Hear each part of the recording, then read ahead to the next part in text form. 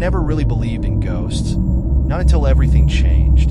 Growing up, my family would often visit my grandma's house during holidays and special occasions. Lola Maria's house was a warm, lively place filled with the smell of home-cooked meals and the sound of her humming as she went about her day. The house was old, with creaky wooden floors and large windows that rattled whenever a strong breeze passed through. But it was more than just a house. It was the heart of our family, a place where memories were made. After my grandma passed away last year, everything felt different. The house, once so full of life, seemed to have lost its soul. My parents decided we should move in to take care of the place, and though I was reluctant at first, I agreed. The idea of living in my grandma's house without her felt strange, almost wrong. But it was our duty, and besides, my mom said it would be good for us to be closer to family history. When we first moved in, I couldn't help but feel a sense of unease. It wasn't anything tangible, just a lingering feeling that something wasn't right. The house was the same as it had always been, but without my grandma, it felt emptier, colder. My room was on the second floor, with a view of the backyard where Lola Maria used to spend hours tending to her garden. I remember watching her from that very window as she picked vegetables, humming the same tune over and over. It was a melody that had become so ingrained in my memory that I could hum it in my sleep. The first few weeks passed without incident, and I began to settle into a routine. I was in my final year of college, so my days were spent juggling classes and assignments. Most nights, I stayed up late studying, trying to keep up with the heavy workload. It was during one of these late-night study sessions that I first noticed something strange. The house was quiet, as it usually was at that hour. My parents had already gone to bed, and the only sound was the occasional rustle of the wind outside. I was sitting at the dining table, my laptop open in front of me, when I heard it, a faint humming sound. At first, I thought it was just my imagination, maybe the wind playing tricks on my ears. But as I listened more closely, I realized it wasn't just any sound. It was a tune. And not just any tune, but the very melody my grandma used to hum while she cooked or worked in the garden. I felt a chill run down my spine. The sound seemed to come from the direction of the kitchen, but when I got up to check, there was nothing there. The kitchen was dark and empty, just as I had left it. I stood there for a moment, my heart pounding, straining to hear the sound again. But it was gone. I tried to brush it off as my mind playing tricks on me. I was tired, after all, and it wasn't uncommon for people to hear things that weren't really there when they were exhausted. But the humming became more frequent after that night. It always happened late at night, always when I was alone. It was as if my grandma was still there, humming her favorite tune as she went about her chores. At first, I didn't mention it to my parents. I didn't want to worry them or make them think I was losing my mind. But as the nights went on, the humming grew louder, more insistent. It was no longer just a faint sound in the distance. It was as if someone was standing right beside me, humming softly in my ear. I tried to ignore it, to convince myself that it was just a figment of my imagination. But deep down, I knew something was wrong. This wasn't just a sound. It was a presence, something I couldn't explain, but could feel in my bones. My grandma was trying to tell me something, and I was too scared to listen.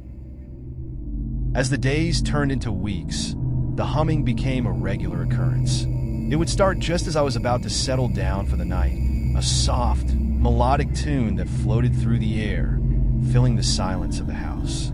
It was always the same melody, the one I had heard countless times before, but now it carried a different weight, a sense of urgency that made my skin crawl. I began to dread the nights. No matter how tired I was, I couldn't relax, couldn't shake the feeling that I wasn't alone. I would sit at the dining table, trying to focus on my notes, but my mind would wander, waiting for the humming to start. It was like a ghostly clock, always on time, always there to remind me that something wasn't right. One night, the humming seemed louder than usual. It was so clear, so distinct, that I couldn't ignore it any longer. I stood up, my heart pounding in my chest, and walked toward the kitchen. The sound was coming from there, I was sure of it. But when I reached the doorway, the humming stopped, leaving an eerie silence in its wake. I stood there, staring into the dark kitchen, waiting for something, anything, to happen. But there was nothing. No movement, no sound, just the cold, empty room. I felt a wave of frustration and fear wash over me. I wasn't the type to believe in ghosts or the supernatural, but this was different. This was real, and I didn't know how to deal with it. I started to doubt myself, wondering if I was going crazy. Maybe the stress of school and the grief of losing my grandma were getting to me. Maybe I was imagining things, hearing things that weren't really there. But deep down, I knew that wasn't the case. The humming was real, and it was trying to tell me something. I decided to talk to my mom about it. She was in the kitchen the next morning, preparing breakfast when I finally gathered the courage to bring it up. "Mom, have you heard anything strange lately?" I asked, trying to sound casual. She looked up from the stove, her brow furrowed in concern. "Strange? What do you mean?" I hesitated, not sure how to explain it without sounding crazy. "Like, at night, have you heard any noises? Like someone humming?" My mom's expression softened, and she put down the spatula she was holding. "Oh, sweetheart, you've been working so hard. Maybe you're just tired. Sometimes when we're exhausted, our minds can play tricks on us." I wanted to believe her, to write it off as just that, my mind playing tricks. But the look in her eyes told me she wasn't entirely convinced herself. There was a hint of something else there, something she wasn't saying. "I don't know, Mom," I replied, trying to keep my voice steady. "It just feels, I don't know, weird." She reached out and placed a comforting hand on my shoulder. "I know it's hard, being here without Lola. This house has so many memories, and it's normal to feel her presence sometimes. Maybe the humming is just your way of holding on to those memories." I nodded, though her words didn't fully comfort me. I wanted to believe it was just that, memories, but the humming felt too real, too persistent to be just a figment of my imagination. After that conversation, I tried to push the humming to the back of my mind, focusing on my studies and daily routine. But the more I tried to ignore it, the more insistent it became. It was like a song stuck in my head, one I couldn't shake no matter how hard I tried. The nights grew longer, and the humming became almost unbearable. I started to lose sleep, lying awake in bed, listening to the sound that seemed to come from everywhere and nowhere at once. It was driving me mad, but I didn't know what to do about it. One night, after hours of restless tossing and turning, I decided to record the sound. If I could capture it, maybe I could prove to myself that it was real, that I wasn't just hearing things. I grabbed my phone, opened the voice recorder, and sat in the dark, waiting. The humming started, as it always did, soft and melodic. I hit the record button, holding my breath as I listened. The sound filled the room, wrapping around me like a cold breeze. I sat there, motionless, until the humming finally faded away. When I played back the recording, my heart sank. There was nothing, just the faint sound of static and the occasional rustle of my movements. The humming wasn't there, as if it had never existed in the first place. I stared at the screen, a mix of frustration and fear bubbling up inside me. Was I really losing my mind? Was the humming just a product of my imagination? I didn't know what to believe anymore. As the weeks went on, the strange occurrences escalated. It wasn't just the humming anymore.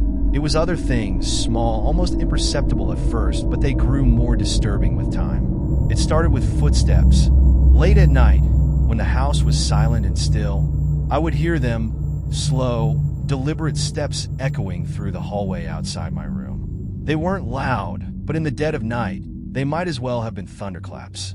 The first time I heard them, I thought it was my parents, maybe one of them getting up to use the bathroom. But when I asked them about it the next day, they both denied hearing or making any noise during the night. The footsteps became a regular occurrence, just like the humming. They would start at the far end of the hallway and slowly make their way toward my door. I would lie in bed, my heart pounding, listening as the steps grew closer and closer, until they stopped right outside my room. There was always a pause, a moment of silence where I could almost feel someone or something standing just on the other side of the door. And then, just as suddenly as they had started, the footsteps would retreat, fading away into the distance. I tried to tell myself it was just the house settling, that old buildings like this one made all sorts of noises in the night. But the footsteps were too rhythmic, too purposeful to be just the creaking of old wood. They were real, and they were terrifying.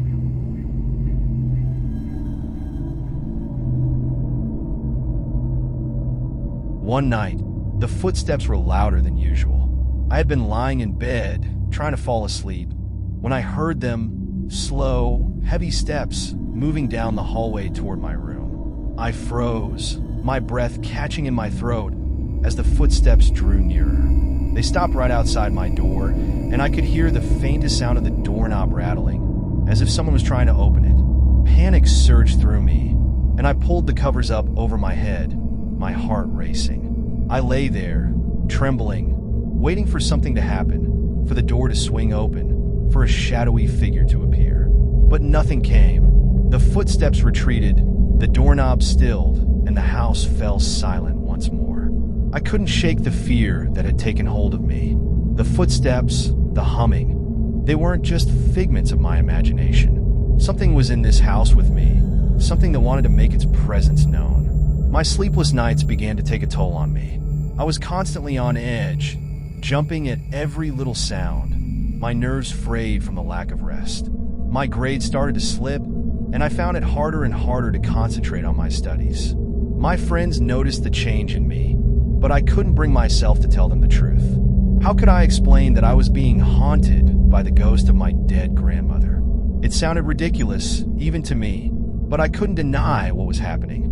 The footsteps, the humming, the sense of being watched, it was all too real. And it was getting worse. One evening, after a particularly exhausting day at school, I came home to find the house empty. My parents had gone out for dinner, leaving me alone.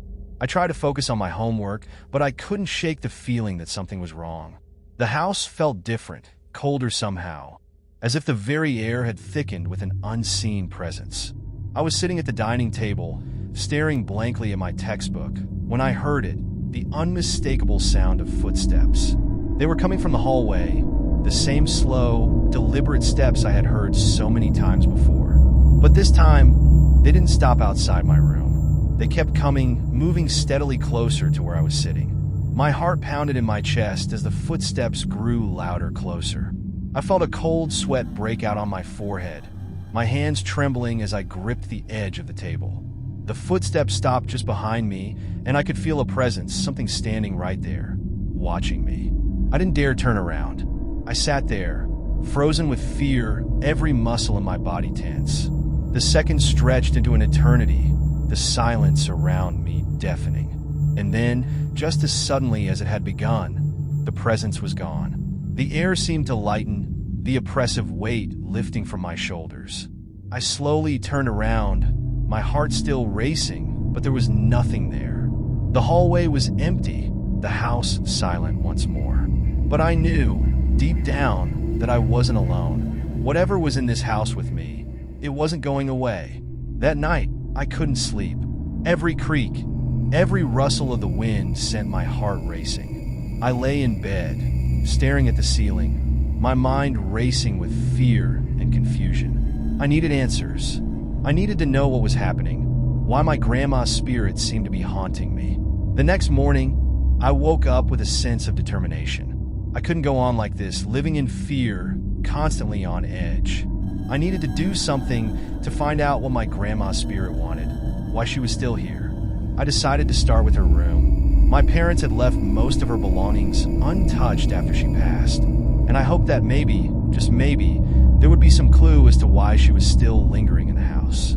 I waited until my parents were out of the house, not wanting to explain what I was doing. They would never understand, and I didn't want to worry them. I stood outside her bedroom door, my hand hovering over the doorknob. I hadn't been in there since she passed, and the thought of going in now filled me with a mix of dread and sadness. But I knew I had to do it. Taking a deep breath, I pushed the door open and stepped inside. The room was just as I remembered it. Neat, orderly, with my grandma's belongings carefully arranged. The bed was made, the floral comforter smoothed out as if she had just left it moments ago. Her knitting supplies were neatly tucked into a basket by the armchair, a half-finished scarf draped over the armrest. The room was filled with a faint scent of lavender, a smell that always reminded me of her. I started with her dresser, carefully opening each drawer and sifting through the contents. There were clothes, old photographs, a few pieces of jewelry, but nothing that seemed out of the ordinary. I moved on to the closet, searching through boxes of old letters and keepsakes, but again, nothing stood out. It wasn't until I was about to give up that I found it. Tucked away in the back of the closet, hidden beneath a stack of old blankets, was a small wooden box. It was old, the wood worn and scratched, but it was clearly something my grandma had kept safe. My hands trembled as I lifted the box and brought it over to the bed. I sat down, taking a moment to steady myself before opening the lid. Inside, I found a collection of letters, all tied together with a faded ribbon. The paper was yellowed with age, the ink smudged in places, but the handwriting was unmistakably my grandma's. I carefully untied the ribbon and began to read through the letters. They were addressed to my mom, written when she was just a little girl. My grandma had poured her heart into these letters, sharing her hopes and dreams, her fears and worries. It was clear that she had loved my mom deeply, and that she had carried a heavy burden of guilt and regret. As I read through the letters, one in particular caught my eye. It was dated shortly before my grandma's death, and it was different from the others. The tone was more somber, more urgent, as if she had known that her time was running out. In the letter, my grandma spoke of a secret, something she had kept hidden from my mom for years. She wrote about a promise she had made to someone, a promise that she had failed to keep. She didn't go into detail, but she hinted at something that had happened long ago, something that had haunted her for the rest of her life. The letter ended with a plea for forgiveness, not just from my mom, but from someone else, someone whose name she didn't mention. She wrote about a wrong that needed to be righted, a debt that needed to be paid. And then in the final lines, she mentioned the house. "This house holds so many memories, both good and bad," she wrote. "But there is one memory that I have tried to forget, one that I cannot escape. It is here, in this house, that I made my greatest mistake. And it is here that I must make amends." The letter ended abruptly, as if my grandma had run out of time. I sat there, staring at the words, my mind racing. What was she talking about? What mistake had she made? And why was she still here, haunting the house? I knew I needed to find out more. There had to be something else, some other clue that would explain what was happening. I went through the rest of the box, but there was nothing else. Just the letters, filled with love and regret. But there was one thing that caught my attention. At the bottom of the box, beneath the letters, was a small key. It was old, tarnished with age, but it was clearly important.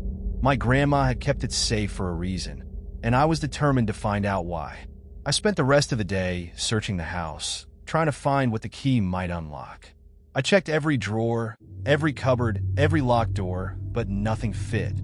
I was growing frustrated, my hope dwindling, when I suddenly remembered the old attic. The attic was a place I had always avoided. It was dark, dusty, and filled with old furniture and forgotten belongings. But it was the only place I hadn't checked, and I had a feeling that the key might unlock something up there.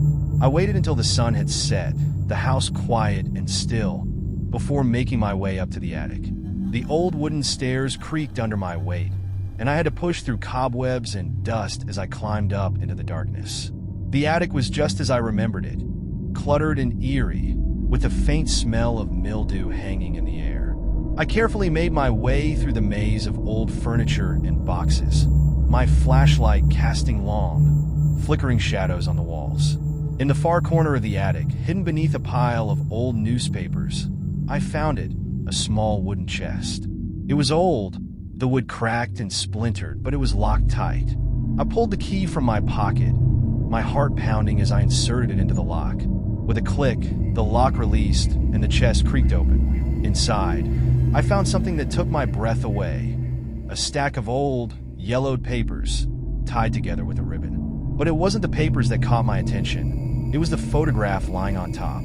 It was a picture of my grandma, taken when she was young. She was standing in front of the house, her expression somber, almost fearful. And beside her, standing in the shadows, was a man I didn't recognize. A man with a cold, menacing look in his eyes. The photograph shook me to my core. The man's presence in it was unsettling, and the fear in my grandma's eyes was unmistakable. Who was he? And what connection did he have to my grandma and this house? I knew I was getting closer to the truth, but the answer still eluded me. I took the papers and the photograph downstairs, spreading them out on the dining table. The papers were old legal documents, letters, and notes, all written in the same neat handwriting as my grandma's letters. But these were different. They were darker, filled with legal jargon and references to events I didn't fully understand. As I sifted through the papers, one document caught my eye. It was a deed to the house, signed by my grandma and someone else. Someone whose name had been carefully crossed out. The deed was dated years before I was born, and it referenced a transaction that had taken place under dubious circumstances. There were other documents, too. Letters from lawyers, court papers, and notes scribbled in my grandma's handwriting. They all pointed to a dark chapter in her past, one that she had tried to bury but couldn't escape. One letter in particular stood out. It was addressed to my grandma, written by the same man in the photograph. His tone was cold, almost threatening, as he demanded something from her, something she clearly didn't want to give. He mentioned the house, referring to it as the last piece of the puzzle, and insisted that she sign over the deed to him. The letter ended with a chilling line. "You know what you've done, and you know what I'm capable of. If you don't want the past to come back to haunt you, you'll do as I say." I felt a cold shiver run down my spine as I read those words. My grandma had been hiding something that had tied her to this house and to that man. And whatever it was, it had left a stain on her soul, one that had followed her even after death. I spent the next few days trying to piece together the story. The documents and letters painted a picture of a woman who had been trapped by circumstances, forced to make choices that haunted her for the rest of her life. The man in the photograph had been a part of that, a figure from her past who had held something over her, something that had driven her to desperation. But there was still so much I didn't understand. What had my grandma done? Why was she so afraid of this man? And why had she kept it all hidden from us? I knew I had to find out more, but I didn't know where to start. Then one night as I was lying in bed, I heard it again, the humming. It was soft, almost soothing, and this time it seemed to beckon me, calling me to follow. I felt a strange sense of calm as I got out of bed and followed the sound. The humming led me through the house, down the hallway, and into the kitchen. It was stronger now, filling the room with its melodic tune. And then, as I stood there, I saw it, a faint figure standing in the corner, bathed in the soft glow of the moonlight. It was my grandma. She looked just as I remembered her, her gentle face lined with age and wisdom. But there was something different about her, something ethereal and otherworldly. She didn't speak, but her eyes were filled with a deep sadness, as if she was trying to communicate something to me. I stood there, frozen in place, my heart pounding in my chest. I wanted to speak, to ask her what she wanted, but the words wouldn't come. Instead, I just stood there, staring at her, waiting for her to make the first move. And then, slowly, she raised her hand and pointed to something on the floor. I followed her gaze and saw it, a small, hidden compartment in the floorboards just beneath the kitchen table. I hadn't noticed it before, but now it was clear as day. I knelt down and pried open the compartment, revealing a small, leather-bound journal. It was old, the pages yellowed with age, and the leather cover was cracked and worn. I carefully opened it, my hands trembling as I began to read. The journal was my grandma's, and it was filled with her thoughts, her fears, and her regrets. She had written about the man in the photograph, about the choices she had made, and the guilt that had consumed her. She wrote about the house, and how it had become a prison for her, a place where she was constantly reminded of her mistakes. But there was one entry that stood out, one that sent a chill down my spine. It was dated just a few days before she died, and it was clear that she knew her time was running out. "I've made so many mistakes," she wrote, "but there is one that haunts me more than anything else. I made a promise to someone, a promise that I couldn't keep, and now that promise has come back to haunt me. I can feel it in this house, in every creak of the floorboards, in every whisper of the wind. It's here, and it won't let me go."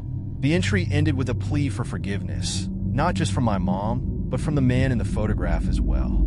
She wrote about the debt she owed, the wrong she had done, and how she had tried to make it right but had failed. As I finished reading, I felt a deep sense of sorrow wash over me. My grandma had been carrying this burden for so long, and it had followed her even in death. She had been trapped, unable to move on because of the choices she had made. I looked up at her ghostly figure, standing in the corner, and for the first time, I understood. She wasn't here to haunt me. She was here to make things right. She wanted me to understand, to know the truth, so that she could finally find peace. I nodded, tears filling my eyes as I looked at her. "I understand," I whispered.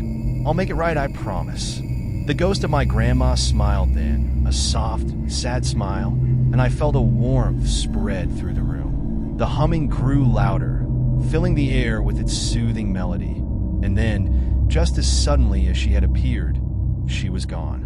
I was left standing in the kitchen, the journal in my hands, and a sense of resolution in my heart.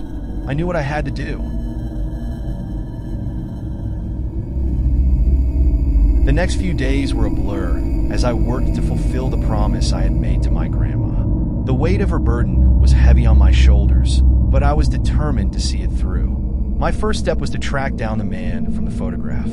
It wasn't easy. There were no names, no addresses, nothing that could lead me directly to him.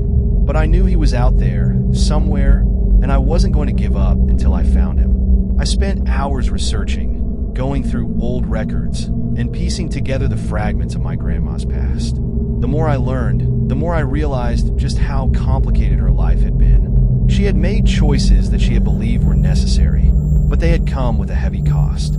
Finally, after what felt like an eternity of searching, I found him. He was an old man now, living in a small, dilapidated house on the outskirts of town.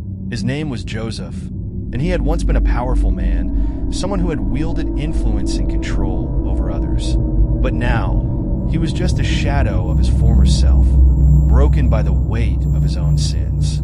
I stood outside his house, my heart pounding in my chest as I gathered the courage to knock on the door. When he answered, I could see the years of hardship etched into his face.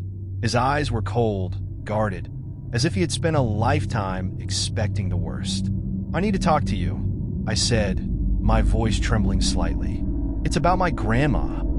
At the mention of her, his expression softened, just for a moment, before hardening again. He nodded and stepped aside, allowing me to enter. The inside of his house was just as run down as the outside, filled with the remnants of a life that had long since fallen apart. He led me to a small living room, where we sat in silence for a few moments, each of us gathering our thoughts. Finally, he spoke. "I knew this day would come," he said, his voice hoarse. "I've been waiting for it." I took a deep breath and began to tell him everything, about the letters, the documents, the journal, and the ghost of my grandma that had been haunting the house. As I spoke, I could see the pain in his eyes, the regret that he had tried so hard to bury. When I finished, there was a long silence. He stared at the floor, his hands trembling slightly, as if he was trying to find the right words. "She was a good woman," he finally said, his voice barely above a whisper. "But she made a mistake that cost us both dearly." He went on to tell me about their past, about the choices they had made, and the consequences that had followed. They had been young, reckless, and desperate, caught up in a situation that had spiraled out of control. My grandma had tried to do the right thing, but it had backfired, leaving them both scarred. "I've spent my whole life trying to forget," he said, tears welling up in his eyes. "But I never could. It's haunted me, just as it haunted her." I reached out and placed the journal in his hands. "She wanted to make things right," I said softly. "She wanted forgiveness."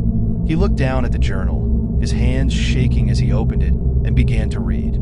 I watched as his expression changed, the coldness melting away as he read the words my grandma had written. By the time he finished, he was weeping openly, the weight of his own guilt finally breaking him. "I forgive her," he whispered, his voice choked with emotion. "And I hope she can forgive me too." I nodded, feeling a sense of closure settle over me. I knew that my grandma had found the peace she had been searching for, and that she could finally move on. We sat in silence for a long time, both of us lost in our own thoughts. Eventually, I stood to leave, but before I could go, Joseph stopped me. "Thank you," he said, his voice filled with sincerity. "You've given me something I thought I'd never have a chance to make amends." I smiled and nodded, feeling a sense of warmth and satisfaction that I hadn't felt in a long time. I knew that my journey was over and that I had done what I needed to do. As I left his house, I felt a lightness in my heart, as if a great burden had been lifted from my shoulders. The ghost of my grandma was no longer with me, but I knew that she was finally at peace. And so was I. In the days that followed, the house felt different. The oppressive atmosphere that had lingered for so long was gone, replaced by a sense of calm and serenity. The creaks and whispers that had once filled the night were now silent, and the feeling of being watched had disappeared. I knew that my grandma had finally moved on, that she had found the peace she had been searching for. And in doing so, she had given me a gift, a deeper understanding of her life, and a sense of closure that I hadn't even realized I needed. I kept the journal, the letters, and the photograph as a reminder of everything that had happened. They were a part of my family's history, a story that needed to be remembered and honored. But I also knew that it was time to move forward, to let go of the past, and embrace the future. As I stood in the doorway of the now peaceful house, I felt a sense of gratitude. I was thankful for the time I had spent with my grandma, for the love she had given me, and for the lessons she had taught me, even after she was gone. And as I closed the door behind me, I knew that I was finally ready to move on too.